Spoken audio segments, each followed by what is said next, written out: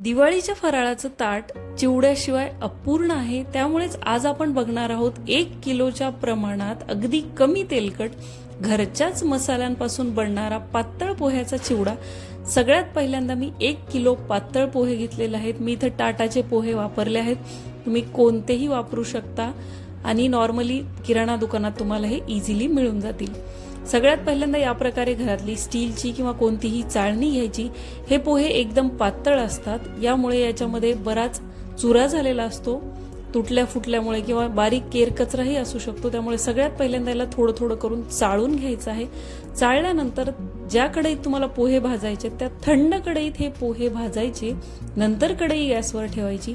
बऱ्याच जणांचा हा प्रॉब्लेम असतो की पातळ पोह्याचा चिवडा केल्यानंतर चिवडा किंवा पोहे आकसतात, तर तुम्ही गरम कढईमध्ये डायरेक्ट पातळ पोहे घातल्यावर टेम्परेचर त्याचं जास्त होतं आणि पोहे आकसण्याची शक्यता असते। त्यामुळे शक्यतो थंड कढईत पोहे घालून कढई गॅसवर ठेवा, हळूहळू टेम्परेचर त्याचं वाढतं आणि या प्रकारे 5 ते 6 मिनिटं एक पोह्याची बॅच असं करून तुम्ही सगळे पोहे भाजून घ्यायचे आहेत। पोहे भाजून बाजूला ठेवल्यानंतर आपण आता यामध्ये घालायचे सगळे पदार्थ तळून घेतोय।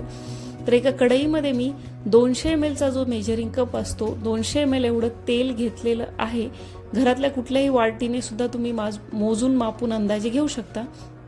तेल गरम झाल्यावर सगळ्यात पहिल्यांदा यामध्ये अर्धी वाटी मी हिरव्या मिरच्याचे तुकडे घातलेले आहेत। हिरव्या मिरच्या घातल्यानंतर त्यामध्ये थोडंसं मीठ घालायचं आणि सगळ्यात पहिल्यांदा चिवडा बनवताना हिरव्या मिरच्या तळून घ्यायच्या। यामुळे काय होतं, हिरव्या मिरच्याचा तिखटपणा तेलात उतरतो आणि बाकी सगळं जे आपण साहित्य तळणार आहोत, शेंगदाणे, डाळवं, याला खूप खमंग चविष्ट तिखट मिठाची चव येते।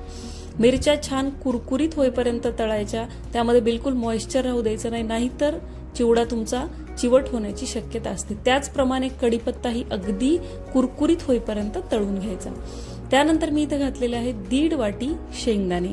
शेंगदाणे आणि डाळवं आपण आपल्या चवीनुसार कमी जास्त करू शकता। तुम्ही 1 वाटी शेंगदाणे आणि 1 वाटी डाळवं सुद्धा घालू शकता। मी 1.5 वाटी शेंगदाणे आणि अर्धी वाटी डाळवं घातलेलं आहे। छानपैकी मीडियम ते हाय गॅसवर याला तळून घ्यायचं। कुठलाही पोह्यातले पदार्थ तळताना गॅस एकदम फुल करायचा नाही, तेलाला ताव व्यवस्थित येऊ द्यायचा आणि कमी गॅसवर पदार्थ तळायचे। त्यामुळे काय होतं, ते करपत नाहीत आणि मध्येपर्यंत छान भाजले जातात। तुम्ही बघू शकता आपले शेंगदाण्याचे असे तोंड फुटायला आले आहेत, असे व्यवस्थित तळून तयार आहेत। शेंगदाणे झाल्यानंतर मी घातलेलं आहे अर्धी वाटी डाळवं। डाळवं ही भाजलेली चण्याची डाळ असते, आधीच हे खुसखुशीत असतं, त्यामुळे खूप जर तुम्ही याला तळलं तर ते करपून चिकट बनतं आणि ते दाताखाली चावत नाही। त्यामुळे अगदी 2 ते 2.5 मिनिटं फुल तेलाच्या तावामध्ये कमी गॅसवर हे तळून घ्यायचं आणि पटकन बाहेर काढून घ्यायचं, म्हणजे अगदी खुसखुशीत ते लागतं। डाळव्यानंतर मी इथे घातलेले आहेत अर्धी वाटी खोबऱ्याचे अगदी पातळ केलेले तुकडे। खोबऱ्याचे तुकडे सुद्धा गोल्डन ब्राऊन होईपर्यंत किंवा थोडासा जास्त जरी ब्राऊन कलर आला तरी व्यवस्थित तळून घ्यायचे, कारण खोबरं थोडंसं ओलं असतं आणि यामुळे चिवडा एकदम मॉइस्ट होऊ शकतो लवकर। त्यामुळे हे या प्रकारे या रंगात पूर्ण ब्राऊन होईपर्यंत अगदी कुरकुरीत होईपर्यंत तळून घ्यायचे। त्यानंतर मी इथं घातलेले आहेत पाव वाटी काजू। आता काजू, बदाम, बेदाणे हे आपल्या चवीनुसार आणि अवेलेबिलिटीनुसार आपण कमी जास्त करू शकतो। काजू अगदी पटकन तेलात करपून जातात, त्यामुळे या प्रकारे अगदी 1 मिनिटासाठीच ते ताव आलेल्या तेलामध्ये तळून घ्यायचे। त्यानंतर मी घातलेले आहेत पाव वाटी बेदाणे। बेदाणे चिवड्यामध्ये खूप छान लागतात, त्यामुळे नक्की घाला, चव खूप छान येते। तेही मस्त असे तळून घेतलेले आहेत। त्यानंतर आपण एक झटपट मसाला बनवतो। यामध्ये मी घातलेले आहे 4 चमचे मीठ, 3 ते 4 चमचे साखर घालायची आहे, मी 4 चमचे घातलेले आहे। सोबतच 1 चमचा आमचूर पावडर, आमचूर पावडर नसेल तर अर्धा चमचा लिंबूसत्व घालायचं, अर्धा चमचा हिंग घातलेला आहे, 1 चमचा बडीशोप, 1 चमचा धनेपूड घातलेले आहे, 1 चमचा हळद आणि अर्धा चमचा मी घातलेला आहे लाल तिखट, याने रंगही छान येतो। अर्धा ते पाव चमचा चाट मसाला घालायचा आणि याची एक मिक्सरला बारीक पावडर बनवून घ्यायची। या प्रकारे कुठलाही तुम्हाला इथं मसाला बाहेरचा पॅकेटचा विकत आणायची गरज नाही, यामुळेच तुमच्या चिवड्याला अगदी छान अशी चव येते। त्याच उरलेल्या तेलामध्ये मी घातलेले आहे 2 मोठे चमचे मोहरी। मोहरी छान अशी तडतडली की गॅस बंद करायचा आणि त्यानंतर यामध्ये घालायचे जिरं। याचं थोडंसं टेम्परेचर कमी झालं की यामध्ये तीळ घालायचे। तीळ अशा कंडिशनला घालायची की ते करपलेही नाही पाहिजेत आणि व्यवस्थित फुललेही पाहिजेत। त्यानंतर पूर्ण फोडणी आपली शांत होत आहे, त्यानंतर यामध्ये घालायचा आपण बनवलेला मिक्सरमधला मसाला।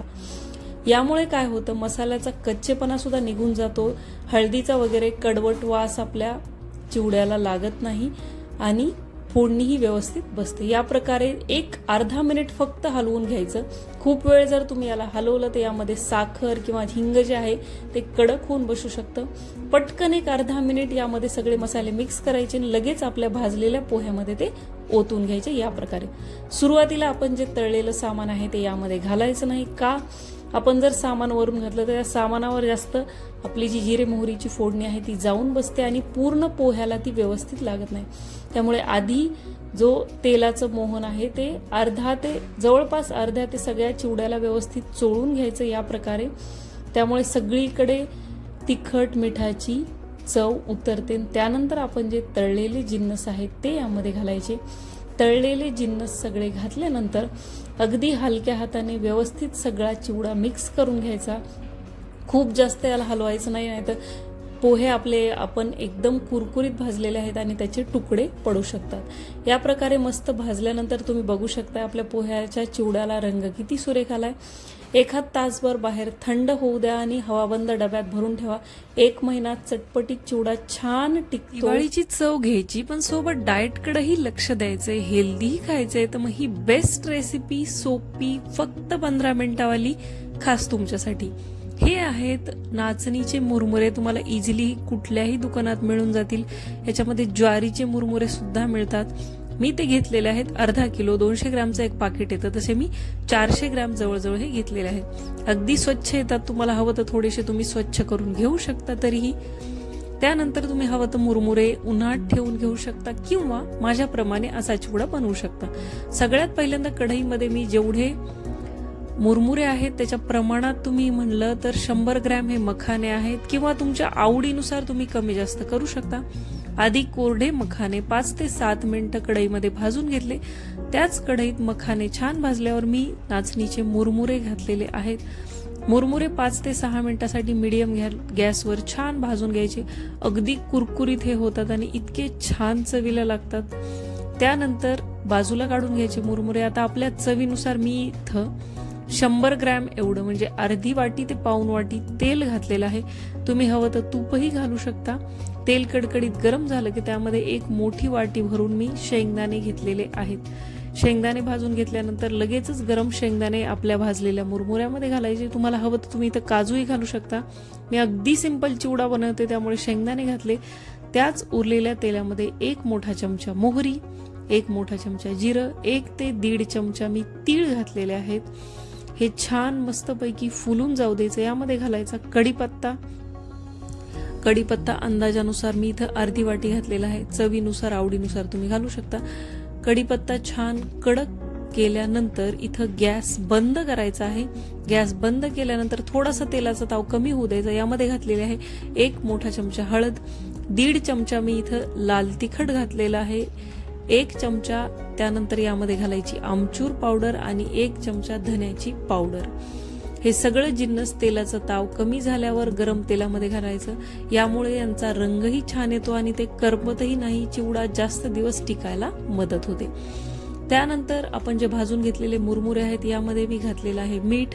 तर 2 मोठे चमचे मीठ घातलेलं आहे। तुम्ही तुमच्या चवीनुसार आवडीनुसार घालू शकता। आणि 1 ते 1.5 चमचे मी इथे घातलेले आहे पिठी साखर। यावर आपण तयार केलेली तेलाची फोडणी घालायची आणि गरम गरम फोडणी छानपैकी मिक्स करून घ्यायची। अगदी अप्रतिम असा कमी साहित्यात 15 ते 20 मिनिटात हेल्दी तुमचा चिवडा बनून तयार होतो। स्नॅक्ससाठी परफेक्ट आहे, टिफिनसाठी, मुलांसाठी अगदी बेस्ट रेसिपी आहे आणि चवीला अप्रतिम लागते। तुम्हाला हवं तर तुम्ही यामध्ये काजू बदाम सुद्धा घालू शकता। कुरकुरीत चटपटीत खमंग मका पोह्याचा चिवडा कोणाला आवडत नाही, सगळ्यांचाच आवडीचा। दिवाळी विशेष म्हणूनच नाही तर एरवी जरी तुम्ही बनवून ठेवला तरी 8-10 दिवसाच्या आत हा फस्त होतो। बाहेरच्या पॅकेटच्या फूडच्या ऑप्शनपेक्षा, बाहेरच्या चिप्सपेक्षा घरी आपल्या हाताने चांगल्या तेलात तळलेला असा मका पोह्याचा चिवडा बनवायला सोपा आहे। चला तर मग होऊया त्याची रेसिपी। मका पोहे घेतलेले आहेत अर्धा किलो। एकदम कडकडीत गरम तेलात मका पोहे तळायचे। कमी गॅसवर किंवा थंड तेलात जर तुम्ही तळले तर मका पोहे तेल पितात। आणि ते खूप तेलकट चिवडा बनतो. असे खूप ताव आलेल्या तेलात जर तुम्ही पटकन तळून काढले तर ते अगदी तळल्यानंतर कोरडे होतात. मका पोहे तळून काढल्यानंतर टिश्यू पेपरवर किंवा कागदावर किंवा स्टीलच्या चाळणीत तुम्ही ठेवू शकता. आवडीनुसार तुम्ही तुमच्या यामध्ये कोणतेही जे काही मसाले आहेत किंवा ड्रायफ्रुट्स वापरू शकता. मी अगदी साध्या पद्धतीने हा बनवत आहे. सगळे मका पोहे आपण तळून घेतलेले आहेत. त्यानंतर यामध्ये घालायचे अर्धी ते पाऊण वाटी शेंगदाणे. शेंगदाणे छान मस्तपैकी असे लालबुंद होईपर्यंत कडक भाजून घ्यायचे तेलामध्ये. त्याच तेलामध्ये मी इथं घातलेले आहेत पाव वाटी बेदाणे. बेदाण्याने मका पोह्याच्या चिवड्याला चव खूप छान लागते. आणि शेवटला मी इथं घालत आहे आपला कढीपत्ता. कढीपत्त्याने कुठल्याही पदार्थाला फ्लेवर खूप छान येतो.